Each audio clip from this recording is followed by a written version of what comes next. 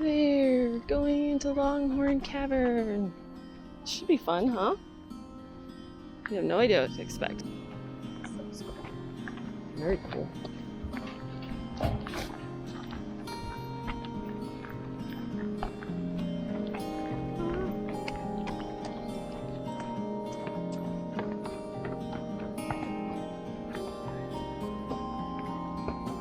Oh my gosh. I know, so cool.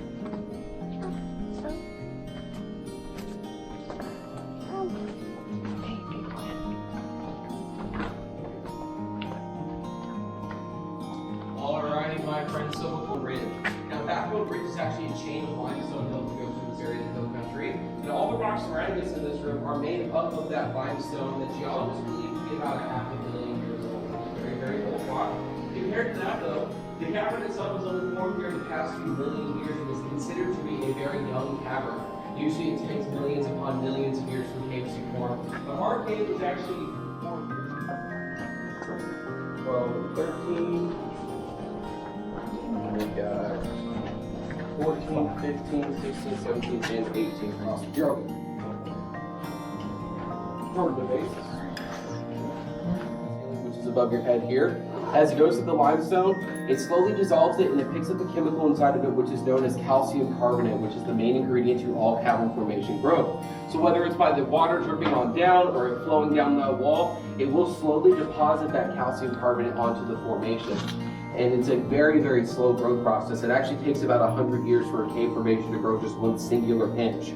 And that formation will be stunted of its growth if it's touched by human hands. Our hands have all sorts of natural oils and stuff on it. So if we were to touch onto the formations here, we would deposit the oils on the formation and it will cause that calcium carbonate water to slide right off of the formation. It won't deposit and it will stunt the formation's growth for an unknown period of time. So, and it's kind of hard to know what is growing and what is not growing, so that's why we just ask that you not touch any of the cave walls or cave formations while we're down here. We do want to make sure that we keep all of our formations growing for as long as possible. Now, there are a couple ways to tell if a formation is currently active. If it has a kind of milky, pasty look to it, it's going to be active. If it has any sparkles in it, it's going to be active. And then if you happen to have a black light on you, like we do down here, you can see amongst the purple up through here, there's kind of a neon yellowish tint to it. Anywhere that neon yellow is located, those are all the active cave formations here in this room. And they will remain active, like I said, until they come in contact with our human hands. So just make sure that we keep our hands to ourselves while we're down here. Make sure to also watch your head and steps. It gets a little bit low at times. The pathway gets a little uneven in certain places. We'll head past this group here in just a sec.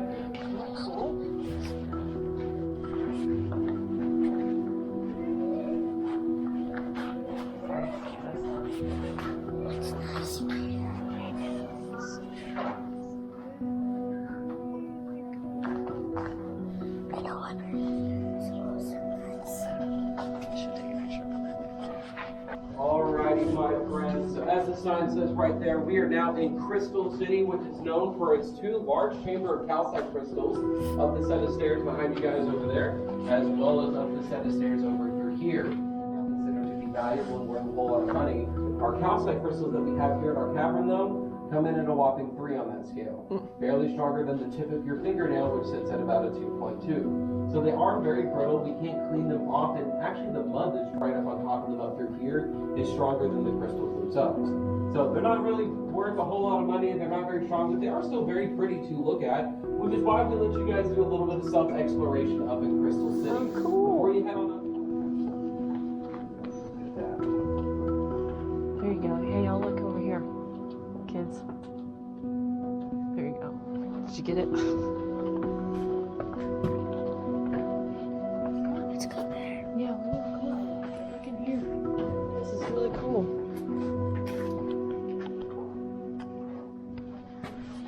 Whoa, look at that.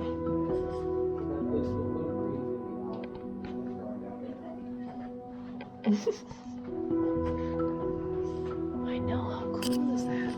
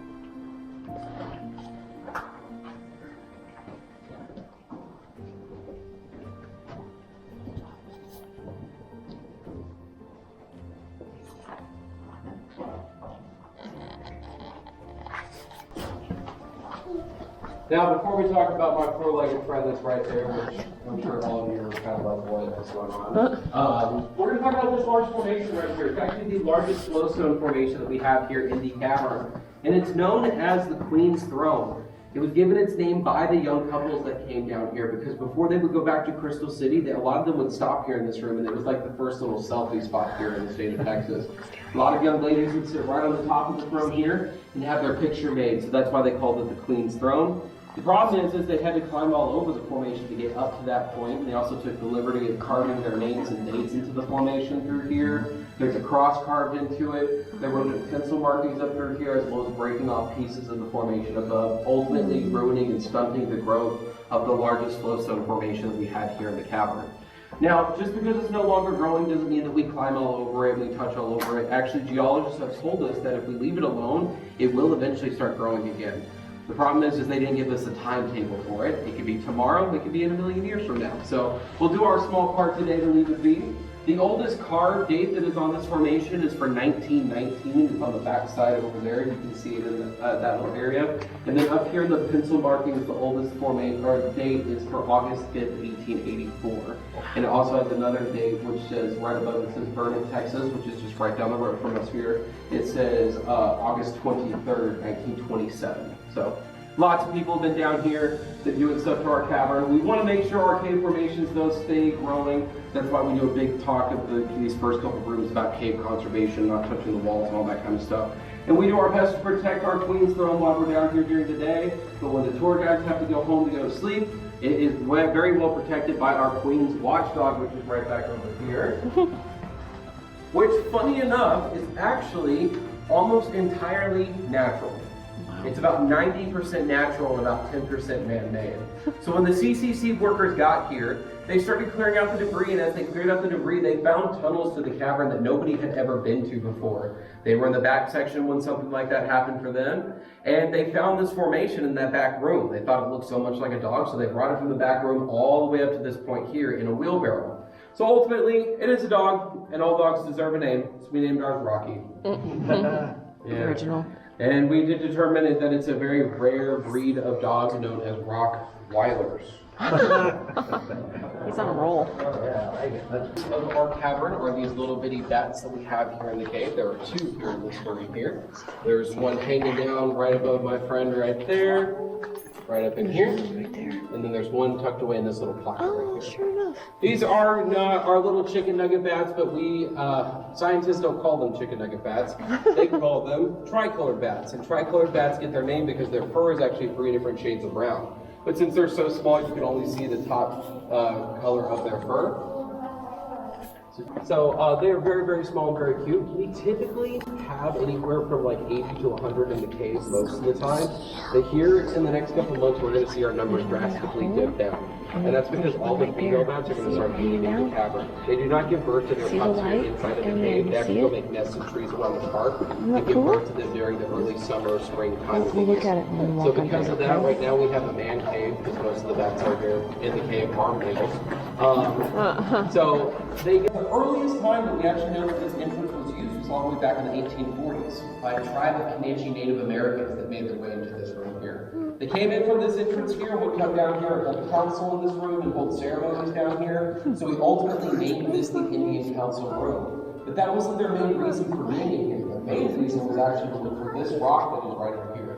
This rock is known as chert, C-H-E-R-T. It's it's kind of a flint-like rock, so it's very, very strong. And they would break off pieces of this chert to make things such as arrowheads, spearheads, any sort of their tools or weaponry. And in the 1930s, when the CCC were here, they found massive amounts of stone projectiles in this room. And the only place they found stone projectiles were in this room because the Comanches never left this room here. They had different beliefs. Most Native American cultures have different beliefs when it comes to caverns and darkness. And it was said that the Comanches believed personally that there was a shape-shifting demon that lived inside of all caves. And it only ever came down here whenever the natural light was coming into this room. So they never ventured off to the rooms that were off to the right or to the left of this area over here. Flip that around. And so they exhausted all the chart resources here in this room. All over this side of the cavern, as well as over here as well. And luckily for us, one of our tour guides is very lucky. She finds stuff down here all the time. And a few years ago, she actually found one of their arrowheads down here in the cave. Along with its arrowhead, she's also found bear claws down here in the cave, and she's even found horse teeth that came from an extinct species of horse. Oh my goodness. Yeah. Well, we got some other fossils that we'll talk about here in just a little while towards the end of the tour. But this is the most recent find. We built a wooden dance floor, a wooden stage, and brought live music down here almost every single night. I'm going to actually play you a snippet of a song being played by the band pictured right here to give you kind of an idea of what the nightclub would have sounded like at that time. So listen to the tunes of the Harris Brothers Texans.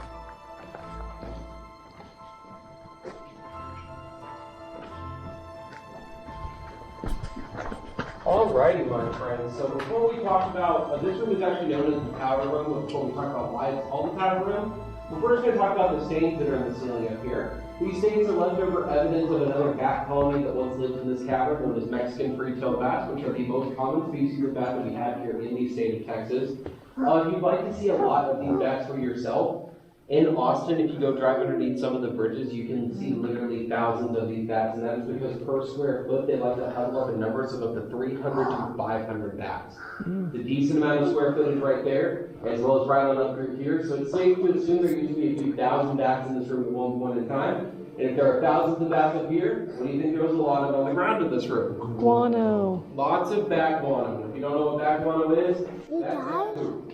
There was tons of it down here. So we don't have any of the storage crates or anything like that down here in our cavern. The reason we call this a powder room was for the gunpowder processes and stuff that would have been used by the bat guano down here. Ultimately, though, we have these two barrels that are right here, brought down by the United States Office of Civil Defense. They are ration barrels, because back in 1967, Longhorn Cavern State Park was actually declared this area as fully stocked nuclear fallout shelter. Fallout shelter for 1,920 Texans in this area on the off chance that we went to nuclear war with the Soviet Union. Luckily, in 1989, the Cold War came to an end. The Office of Civil Defense came back down here, took out 98 of the 100 barrels and emptied these two here, and left them behind for us to talk about on our cavern tours, which I think is kind of cool of them to do, because they could have easily just tossed that history out of this room. Let's see what they're about. Good dollars, right? Jump in that hole. There's a rip on it.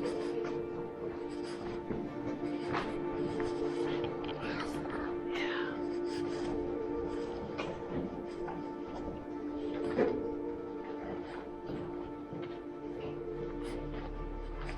That's cool.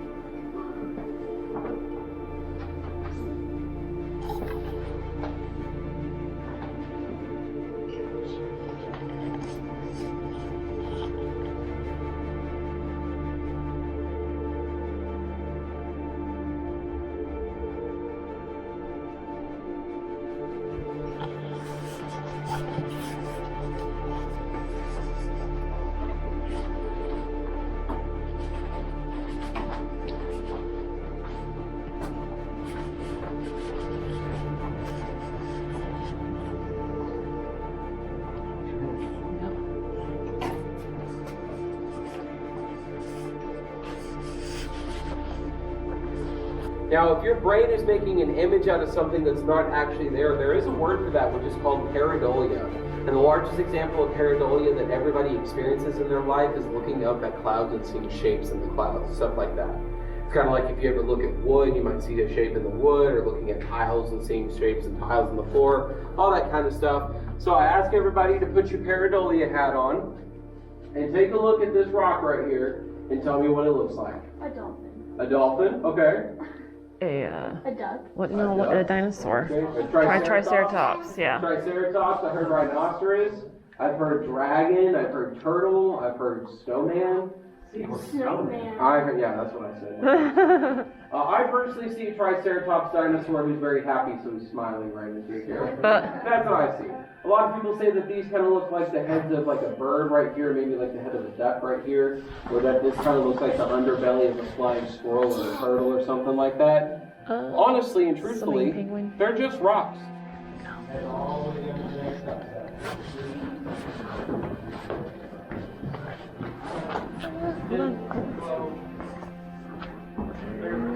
Hold on. Come on.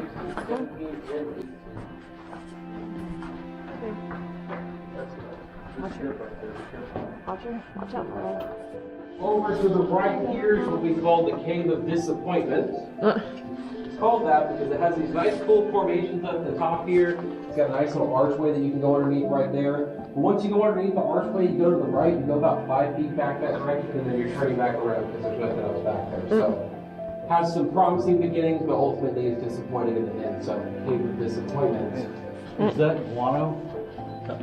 So that is going to be more staining from the bats. Common misconception is people think that this is the guano that's dried up through there. It's actually oils and stuff that was on their feet when they would hang upside down. So it's like oils and dirt that had dried up over time.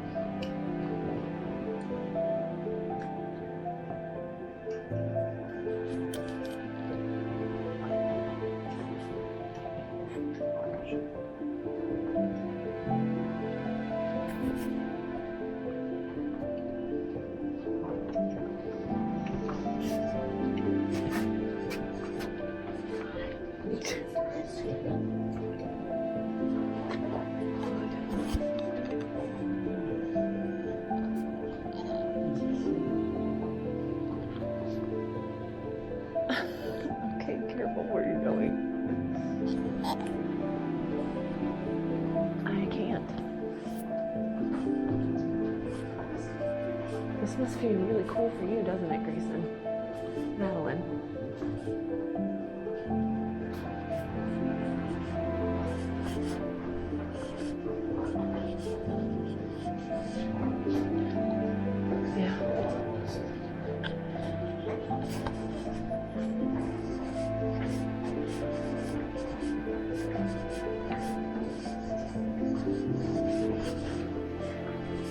Madeline loves it.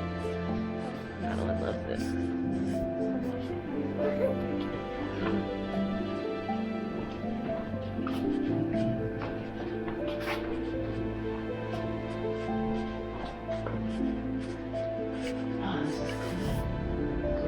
Alright, but right back this direction is my personal favorite section of our caverns, where I think is probably the most unique looking section of the cave. It's very different compared to what we've been seeing. The rest of the hall is back this direction here. Now, this is made by the exact same river that came through the cavern, except back through here, river was moving much faster and it got much higher in this area.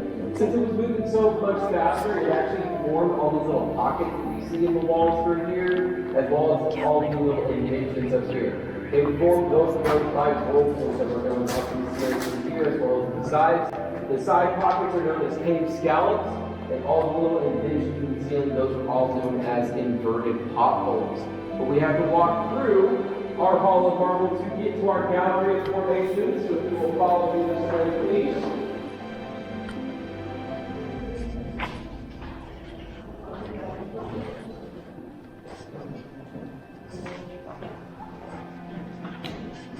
Oh, that's cool.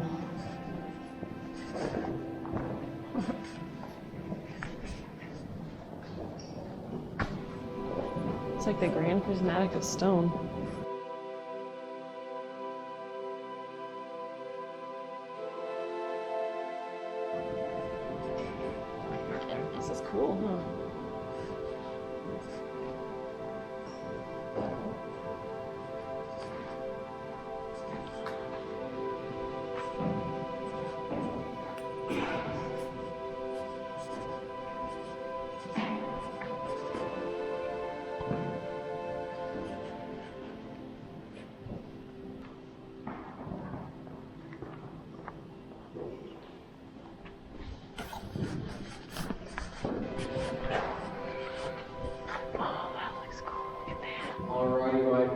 Gallery formation starts off with the largest stalactite we have here in the cavern.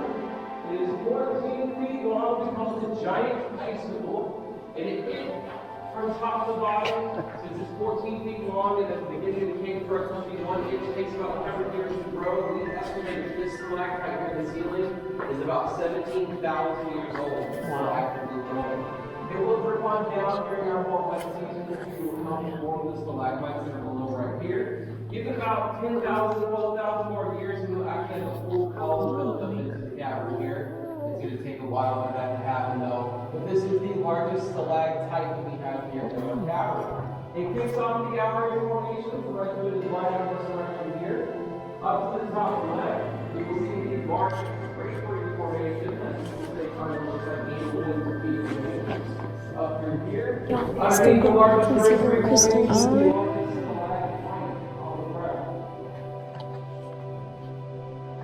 Very Antelope Canyon-y in some of this area, huh?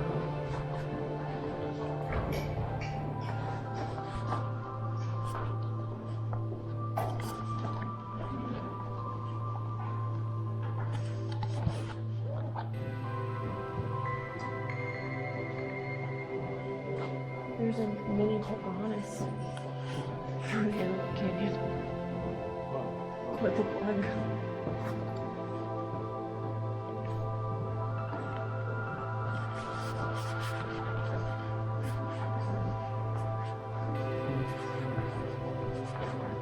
Maybe. Oh, that looks cool right there. Look up there. Doesn't that look cool?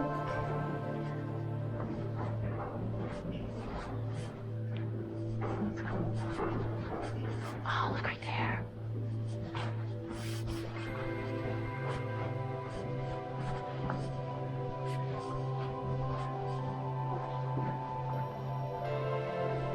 So we go down just a little bit, but we actually have a much longer cave than most caverns here in Texas.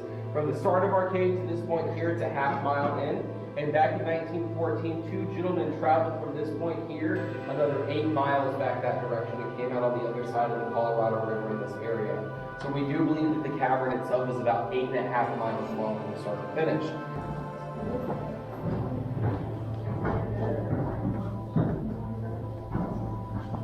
Sorry. Madeline.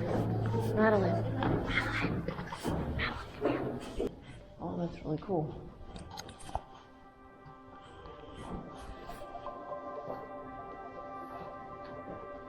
See how cool it looks? Did you get a picture up there?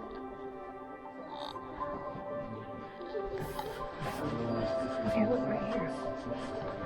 That's right here. It's okay. It's okay. Look. Grayson, come here. I want a picture really fast. Come here. Hurry. Grayson, come on, man. Okay, good daddy.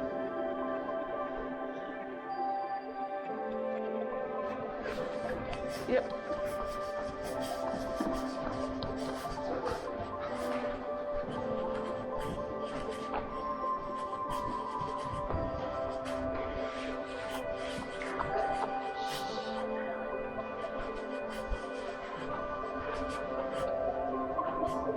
Yeah, you got one photographer back there.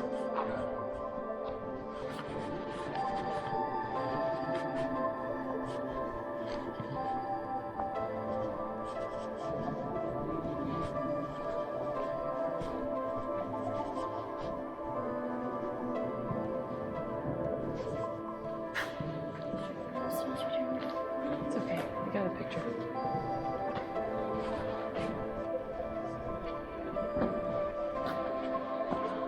You okay, honey?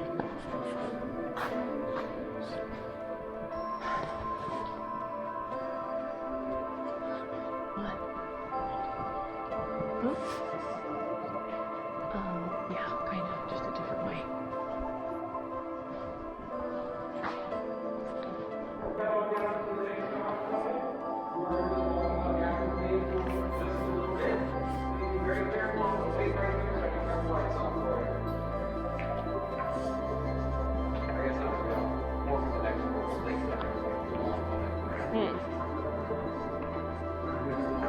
It is.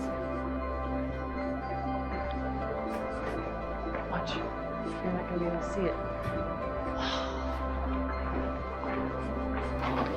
Yeah, if anybody didn't see that, wasn't paying attention, a tall guy would have ran right into that thing. You get it?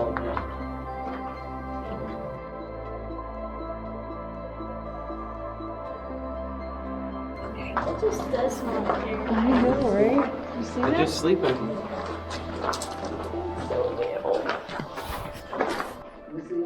We gotta catch up with our tour. We're keeping our guide behind us.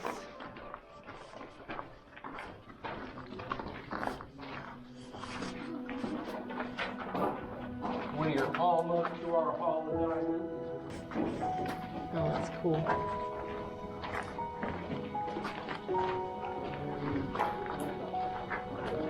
Those little bitty holes. Grayson, pay attention, okay?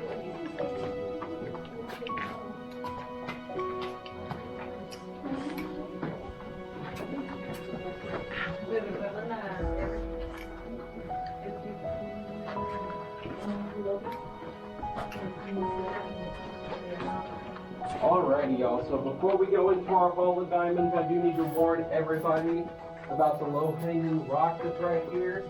You are the littlest, meaning you don't have to duck. I'm not gonna hold y'all's hands though. I gotta focus on not bleeding.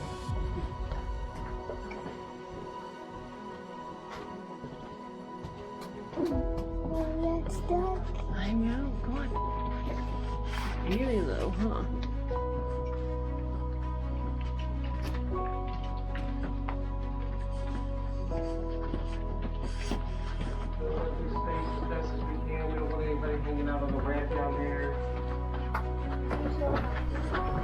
I wish they were real diamonds. Well, they're like what we saw earlier, right? It's exactly what we saw earlier. More calcite crystals. So it's called the Hall of Diamonds because when the CCC workers got here, they came down with only candle lights and lanterns. They saw shining on the wall and thought that they were going to be rich for a very long time. Ultimately, didn't really work out for them in the end. But these are more of those calcite crystals. Now these calcite crystals, this is actually a pretty rare occurrence. This does not happen in all caves. At one point in time, this was actually the largest known chamber of calcite crystals in the entire world. It takes a very specific circumstance for these crystals to form in our cavern, and it's actually all thanks to that calcium carbonate water that I told you about. The same water used to make all of our cavern formations, as opposed to it dripping down or flowing on down to form the regular formations. How they form the crystals is this room actually split open at one point in time. As it split open, a large pool of that calcium carbonate water filled up the entirety of this room up to where the crystals stop above our heads. This is also the room where we get to experience a little bit of total darkness. Ooh. So, if you can do me a favor, if we can cover up any smartphones, smartwatches, if anything's kind of blinking a light on it, anything like that, we want to try and get as much total darkness as we possibly can. So we are going to go to total darkness in 5, 4, 3, 2, 1.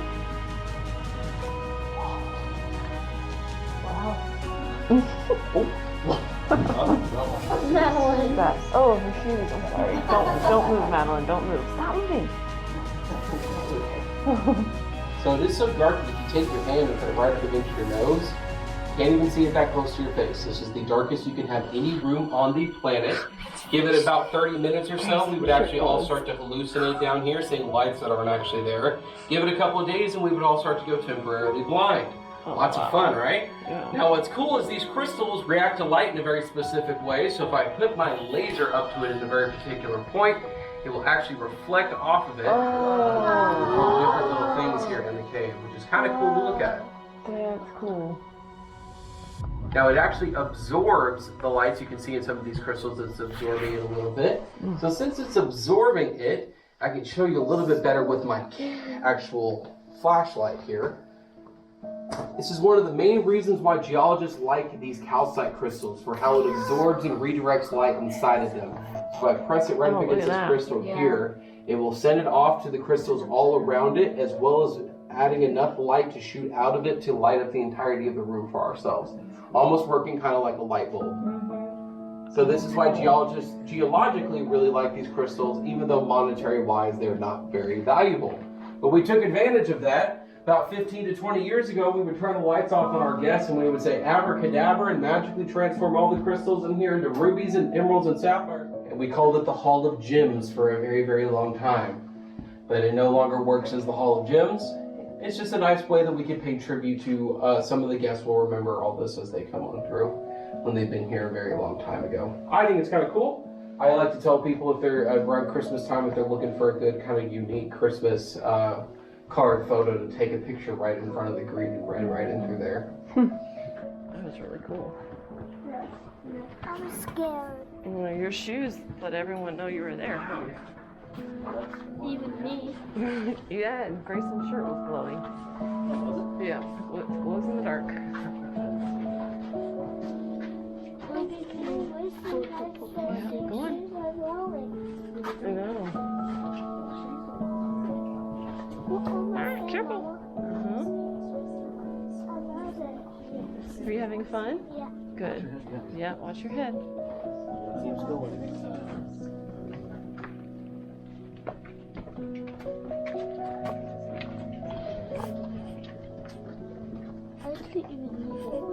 I know. Does that feel cool walking in a room so close to your head?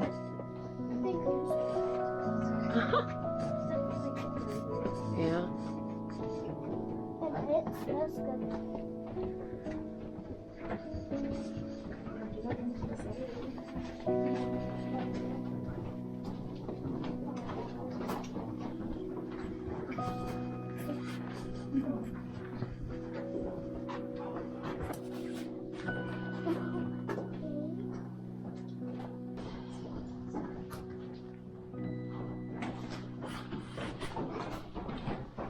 Stop running.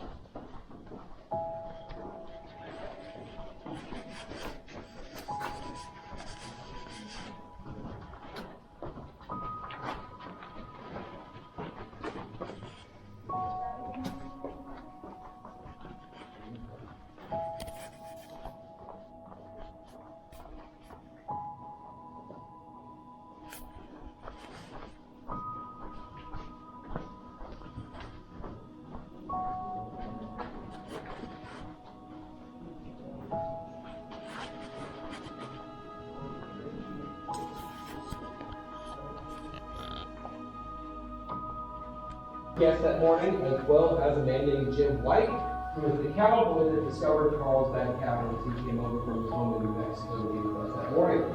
After that morning, though, the bleachers were never used again, and they were eventually taken out by the CCC. And after they took out all the bleachers, they cleared out all. Awesome. Thank you guys so much for coming out here to Longhorn Cavern State Park. I hope y'all had an awesome time today checking out our caverns. There's still plenty of stuff for y'all to do topside, ranging from all sorts of hiking trails, as well as some historical buildings that you can go check out. If you want the locations and all that kind of stuff, up in our visitor center, we've got park maps that you are welcome to check. Thank you guys so much. Let's head right on up this way.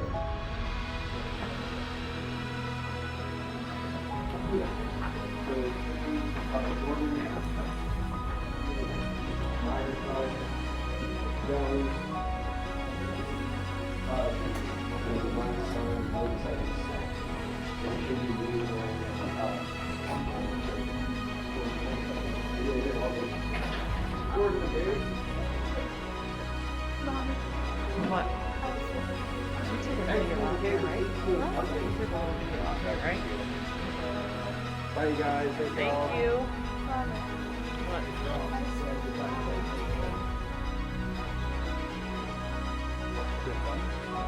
That was really cool, wasn't it?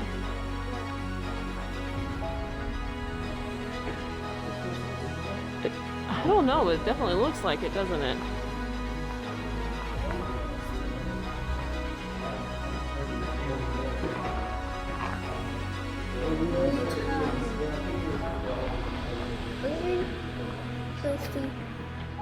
Okay.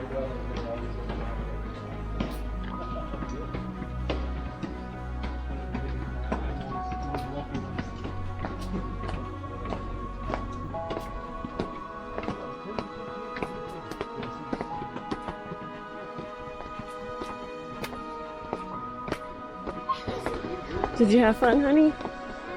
Good. You liked it, Grayson? What was your favorite part?